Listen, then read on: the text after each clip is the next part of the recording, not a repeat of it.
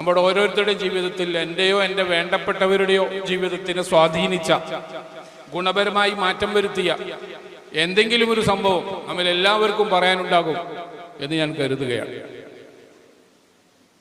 എൻ്റെ കുടുംബത്തിൻ്റെ ജീവിതത്തിൽ എൻ്റെ ഭാര്യയുടെ സഹോദരിയുടെ പ്രസവവുമായി ബന്ധപ്പെട്ട് ഞങ്ങൾക്ക് നേരിട്ട് അനുഭവമുള്ളതാണ്.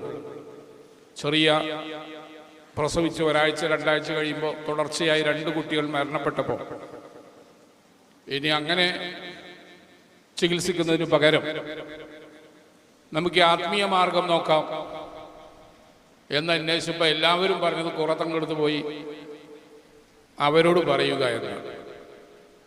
ഇപ്പം നേരത്തെ നമ്മുടെ കുടുംബങ്ങളുമായി ബന്ധമുള്ളതുകൊണ്ട് തന്നെ പറയുമ്പോൾ തന്നെ നിങ്ങൾക്ക് കാര്യം മനസ്സിലായി. പക്ഷെ അപ്പോഴും പറയേണ്ടത് പറഞ്ഞു, ഞാൻ മന്ത്രിച്ചേരുന്ന വെള്ളം മാത്രം കുടിക്കുക, ഡോക്ടർമാരെ ഇപ്പോഴൊന്നും കാണേണ്ടതില്ല, ഒരു 8 മാസമൊക്കെ ആയിട്ട് പോയിട്ട് കാണിക്കാം, അപ്പോൾ വേണമെങ്കിൽ സ്കാൻ ചെയ്തോ. അങ്ങനെ 3-ാം മാസം മുതൽ ആ ഭാര്യയുടെ സഹോദരി മാനവർകളുടെ വെള്ളം കുടിക്കുകയും 7-ാമത്തെ മാസം കഴിഞ്ഞ് 8-ാമത്തെ മാസം സ്കാനിങ്ങിന് പോയപ്പോൾ 2 കുട്ടികളാണ് ഗർഭത്തിലുള്ളത്. അപ്പോൾ ഡോക്ടർ ദേഷ്യം പിടിച്ചു, നിങ്ങൾ ഇപ്പോഴാണോ സ്കാൻ ചെയ്യേണ്ടത്, നേരത്തെ ചെയ്യണ്ടേ, ഇനിയിപ്പോൾ അടുത്ത മാസം തന്നെ സർജറി വേണ്ടി വരും, സാധാരണ പ്രസവമൊന്നും നടക്കൂല എന്നൊക്കെ പറഞ്ഞു. അത് മഹാനവരോട് പറഞ്ഞപ്പോൾ അത് അവരെ സ്ഥിരം പണിയാണ്, നിങ്ങളതൊന്നും കേൾക്കണ്ട എന്ന് പറഞ്ഞ് അവിടുന്ന് വീണ്ടും സമാധാനിപ്പിച്ചു. അങ്ങനെ പ്രസവം എടുത്തപ്പോൾ കാഞ്ഞങ്ങാട് മൻസൂർ ഹോസ്പിറ്റലിൽ അവരഡ്മിറ്റ് ചെയ്തു. നീലേശ്വരം തൈക്കടപ്പുറത്ത് നിന്ന് വരുന്നതായതുകൊണ്ട്. അപ്പോൾ അവിടെയും പറയുന്നത് സർജറി ആണല്ലോ, അതുകൊണ്ട് ഡോക്ടർ സമയം തീരുമാനിക്കും, നിങ്ങളിപ്പോൾ റൂമിൽ താമസിച്ചാൽ മതി. അപ്പം അതിനിടയിൽ എപ്പോഴും അവർക്ക് ചെറിയൊരു വേദന തോന്നുന്നപ്പോൾ എൻ്റെ ഭാര്യ കൂടെ ഉണ്ടായിരുന്നതുകൊണ്ട് അവർ വേഗം എടുത്തുകൊണ്ടുപോയിട്ട് സ്ട്രെച്ചറിൽ എത്തിയിട്ട് പറഞ്ഞു, ഇവിടെ ലേബർ റൂമിൽ കിടന്നോട്ടെ, പ്രശ്നമില്ലെങ്കിൽ നമുക്ക് തിരിച്ചു കൊണ്ടുവരാമല്ലോ എന്ന് പറഞ്ഞ് നഴ്സുമാരെ സമാധാനിപ്പിച്ച് ലേബർ റൂമിൽ കടത്തി വിട്ടു. 1/2 മണിക്കൂർ കഴിഞ്ഞപ്പോൾ ലേബർ റൂമിൽ നിന്ന് നഴ്സുമാർ പുറത്തേക്ക് വന്നിട്ട് സുഖപ്രസവം കഴിഞ്ഞു എന്ന വാർത്തയാണ് അറിയിക്കുന്നത്. സർജറിയുമില്ല, ഡോക്ടറെ കാത്തു നിന്നിട്ടുമില്ല. അപ്പം ഇത് എൻ്റെ ഒരാളുടെ അനുഭവമല്ല, 100 കണക്കിന് ആളുകളുടെ അനുഭവങ്ങളാണ്.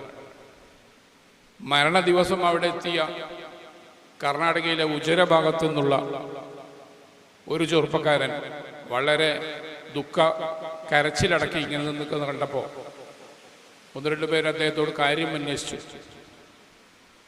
അപ്പോൾ ഷുഗർ കൂടിയിട്ട് ഡോക്ടർമാർ കാല് മുറിക്കാൻ പറഞ്ഞ് അതിനുവേണ്ടി തയ്യാറാക്കിയതാണ്. അവിടെ നിന്നാണ് അദ്ദേഹം പുറത്തങ്ങളെ കാണാൻ വരുന്നത് ഒരു 2 കൊല്ലം മുമ്പ്. അങ്ങനെ തങ്ങൾ വെള്ളം കൊടുത്തു. തങ്ങൾ പറഞ്ഞു, സുഖമുണ്ടെന്ന് തോന്നിയാൽ പിന്നെ നീ അതിനെ പിടിച്ചു നിന്നോ, അല്ലാതെ ഞാൻ ചികിത്സ മുടക്കി എന്ന് പറയണ്ട എന്ന് ആദ്യമേ പറഞ്ഞിരുന്നു. അദ്ദേഹം പറഞ്ഞു, എനിക്ക് വിശ്വാസമാണ്. ചുരുക്കി പറഞ്ഞാൽ അദ്ദേഹം 6 മാസത്തോളം വെള്ളം കുടിക്കുകയും പിന്നീട് പോയി ടെസ്റ്റ് ചെയ്തപ്പോൾ ആ ഷുഗറിൻ്റെ അളവ് കുറഞ്ഞ് ഇനി മുറിക്കേണ്ട കാല് നമുക്ക് മരുന്ന് കൊണ്ട് ശരിയാക്കാം എന്ന അവസ്ഥയിലെത്തി. പിന്നീട് അതെല്ലാം പരിഹരിച്ച് സുഖമായി വീണ്ടും 1 കൊല്ലം കഴിഞ്ഞിട്ടാണ് മഹാനായ കുറത്തങ്ങൾ മരണപ്പെട്ടത്. അപ്പം ഞാൻ അവിടെ നിന്ന് അടുത്തുള്ള സ്ഥലം കുറത്താണെങ്കിലും കുറത്ത് അവിടെ ഞാൻ കാത്തിരുന്നാൽ എനിക്ക് തങ്ങളെ കാണാൻ പറ്റിയില്ലെങ്കിലോ എന്ന് പറഞ്ഞ് അദ്ദേഹം ബന്ധപ്പെട്ട് എട്ടിക്കുളത്തേക്ക് വന്ന സമയത്താണ് ഞങ്ങൾ ചിലർ അദ്ദേഹത്തെ കണ്ട് സംസാരിച്ചത്. ഞാൻ അത്തരം കഥകൾ നീട്ടി സംസാരിക്കുന്നില്ല. അവരുടെ പ്രസിദ്ധിയാകുന്നതിന് മുമ്പുള്ള അവസ്ഥയിൽ അവരുടെ മാതാവിനോടും പിതാവിനോടുമുള്ള അങ്ങേയറ്റത്തെ ആദരവ് എടുത്തു പറയേണ്ട ഒരു കാര്യമാണ്. ബഹുമാന്യരായ താജുൽ ഉലമ അവരുടെ വളരെ അടുത്ത ബന്ധമുള്ള അവരുടെ പ്രിയപ്പെട്ട ഭാര്യ, അവർ ആ കുടുംബത്തൊട്ടാകെ നല്ല രീതിയിൽ ആത്മീയമായി നിയന്ത്രിക്കുക കൂടി ചെയ്തിരുന്നൊരു മഹതിയായിരുന്നു എന്ന് വന്നിരായ തങ്ങൾ തന്നെ പലപ്പോഴും പറയാറുണ്ട്. ആ മഹതിയുടെ അവസാന നാളുകളിൽ അങ്ങേയറ്റം ഖിദ്മത്ത് ചെയ്ത് കൂടിയത് ഒന്ന് രായക്കൂറ തങ്ങളായിരുന്നു. യഥാർത്ഥത്തിൽ അവരുടെ വഫാത്തിന് ഒരു 40 കഴിയുമ്പോഴേക്കാണ് തങ്ങളുടെ ഒരു വലിയ വളർച്ചയുടെ മുഖം. തീർച്ചയായും ആ മാതാവിൻ്റെ ആത്മീയമായ ഒരു ചൈതന്യമാണത് എന്ന് അടുത്തറിയുന്ന പലരും വിലയിരുത്തിയിട്ടുണ്ട്. പിന്നെ അവിടെ നിന്നോട്ട് വളർച്ചകളായിരുന്നു. തങ്ങളുടെ ജീവിതകാലത്ത് തന്നെ അത് വലിയ സന്തോഷകരമായി അനുഭവപ്പെട്ടല്ലോ. അതിൻ്റെ ഒരു വലിയ പിന്തുണ കൂടിയായിരുന്നു അവിടുത്തെ വഫാത്തിന് ശേഷം നമ്മുടെ ജാമിയ സഅദിയുടെ സെക്രട്ടറി പദത്തിലേക്ക് മഹാനവറുകൾ വന്നു. അള്ളാഹു അവരുടെ ദറജ ഉയർത്തിക്കൊടുക്കുമാറാവട്ടെ.